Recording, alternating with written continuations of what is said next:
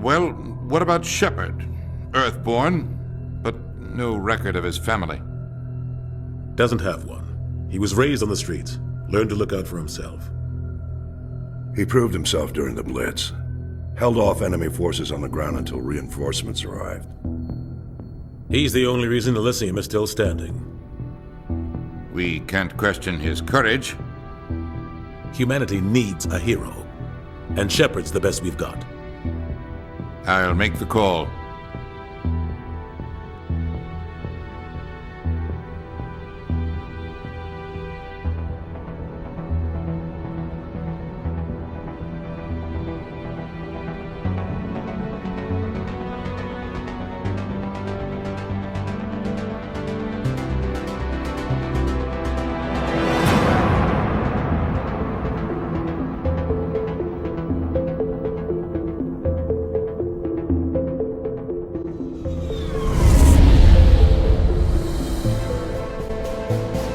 This is Harry Nelson. This is my Mass Effect 1 Legendary Edition review.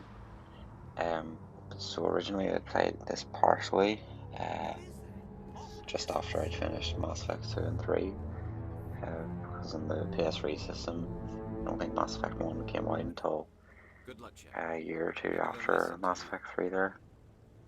So it's like a sci-fi space opera type game where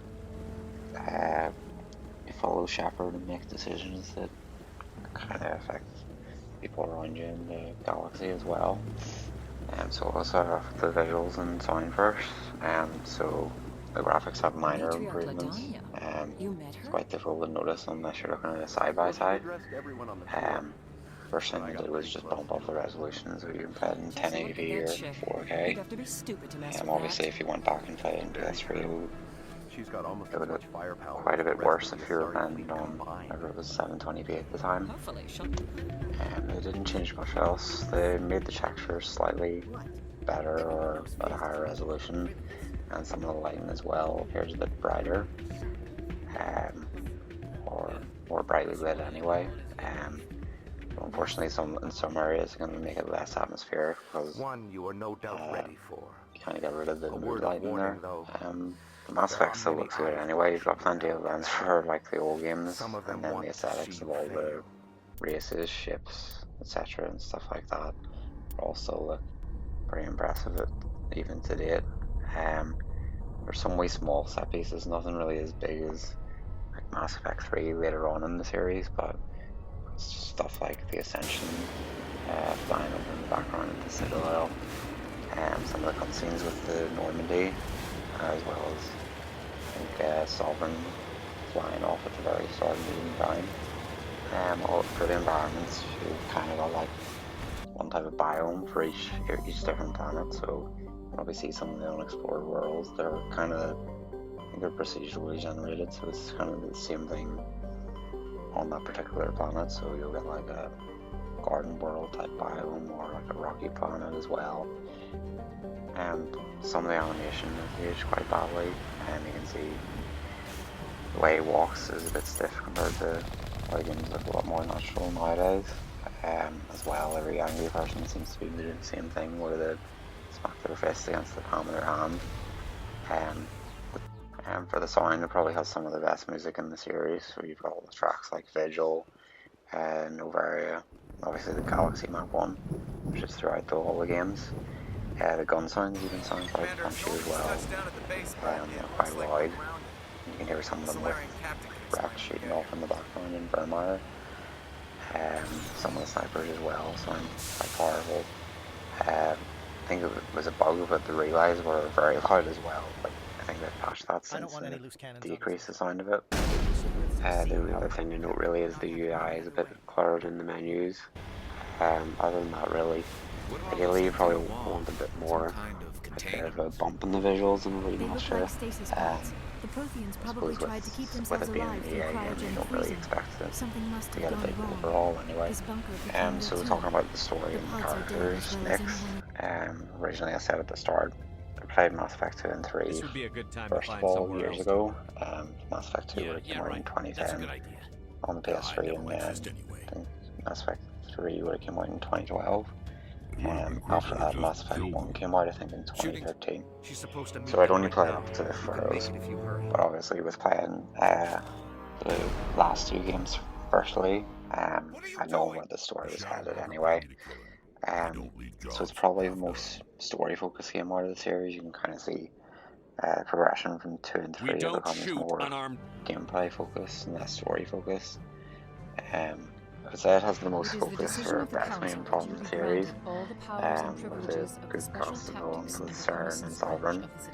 Sovereign in particular is quite intimidating despite only being on the game for about 5 minutes when he gives his speech to Shepard.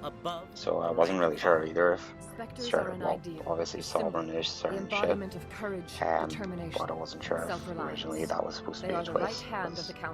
Later on you already know Sovereign's a Reaper, but in this it's revealed quite late on. So it's a choice-based RPG where Shepard, most of the plot revolves around tracking CERN, who's the villain in this game, retracing his steps to find something called the Conduit, which is a Prothean artifact, so something from a previous civilization that would help the Reapers come back. And you build up a squad quite early. You recruit most of them probably in the first few hours, and then you make your way through the main quest. A lot of them start to foreshadow the indoctrination process of the Reapers, particularly CERN's own indoctrination there. You're given examples of those with CERN's apparent control over Benezia, who starts to resist some of his control, and then the Thorian's control over the Pharaoh's colonists. And then as well as that, you've got the Rachni Queen and how they use the Sari to talk to other people. Why are you able to break free of his control So now? what I would say is one lacks in maybe production value, makes up for with its story and its heart there.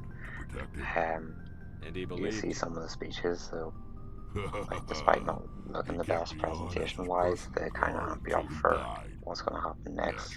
The way people build up events and battles makes you kind of realize the impact of it there. And then how the music adds to that as well, so you can see here like Captain Kaylee's speech for a battle, when all that really is just someone spouting some dialogue while a couple of people just stand there frozen and wait. But it still manages to get you absorbed in the story and feel like you're part of this universe.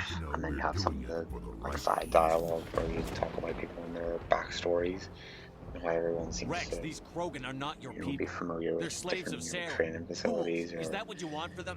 places on the Citadel. It makes it seem as if they've lived there for I don't know how many years before this game's even started. And then obviously you've got your choices or decisions to make. A lot of them, the results kind of end up being the same. It's just a different flavour to it, like slightly different dialogue. You've got obviously your Renegade and Paragon options as well. But they generally, most of the time, they have the same outcome other than the big story decisions there. There is a few unusual things in the story. Generally the side quests as well are well written, but sometimes it's a bit unusual how you meet some of the people and recruit them. Like Garrosh, you speak to him for about a minute and he's willing to jump aboard your ship and go fight whoever across the galaxy, despite only speaking to you once at the council.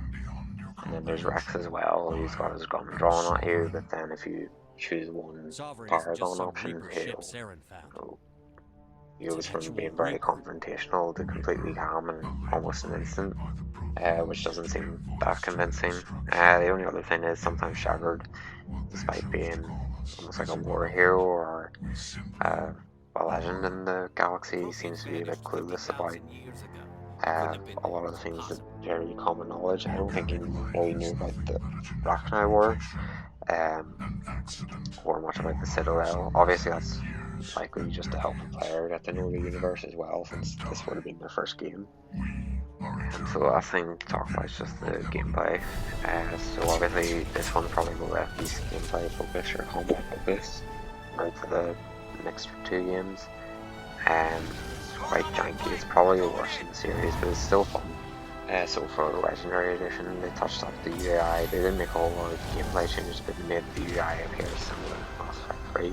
kind of see you and thinking that there has been bigger changes. I think the only other thing I heard that they had made headshots now count, so you now get a damage multiplier for headshots, whereas I think in the original it didn't matter where you shot, it was the same amount of damage, which meant the enemies were quite were bullet sponges.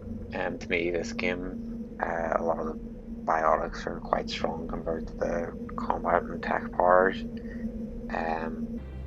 The game has a bigger RPG component to the gameplay as well, so you pick up weapons with different leveling and slightly different damage and fire rate values, etc., stuff like that.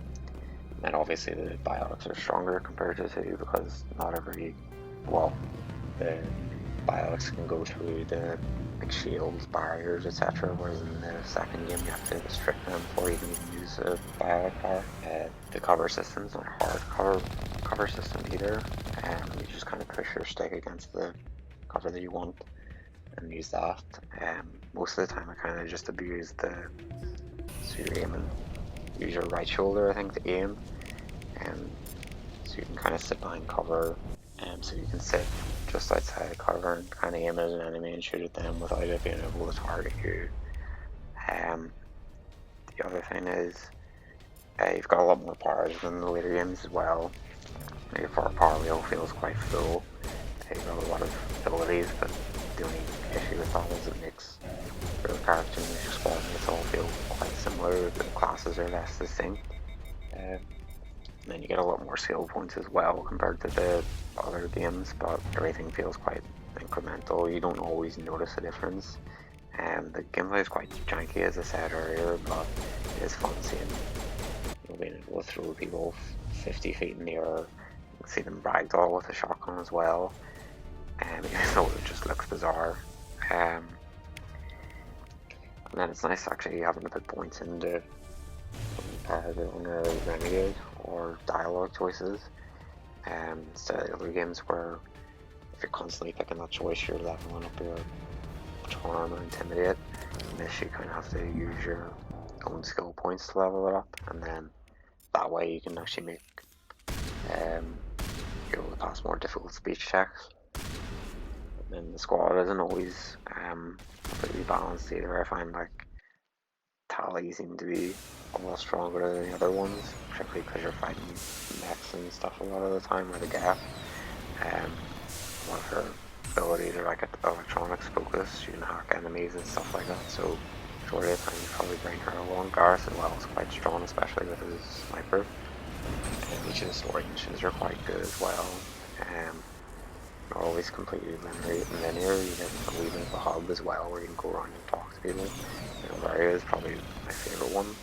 I ended up even missing out on a wee side quest because of the choice I'd made too. I'd say a lot of the main missions are probably the best in the series there. The side quests are quite simple, but they've kind of writing to make it a bit more interesting to push it through it.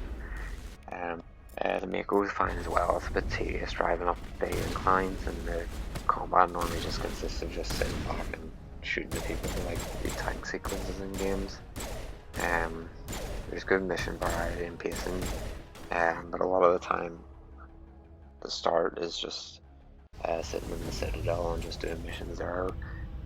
They could have paced the Citadel a bit better, where instead of it just being more focused the front of the game, where it could be spread out more, where you're coming back to it more often rather than just you go there for the first few hours and then don't really visit back there again. And then all the Uncharted worlds are fine apart from Nova Crocs, I think it was. Each biome you're only spending there for about 20 minutes or so, and then you move on to the next one, so you're not, it doesn't get too boring and so on at a time. But I'd probably just say the minute, I'd probably say the second one's the best game out of the series, but this was probably a close second. And then that's me done.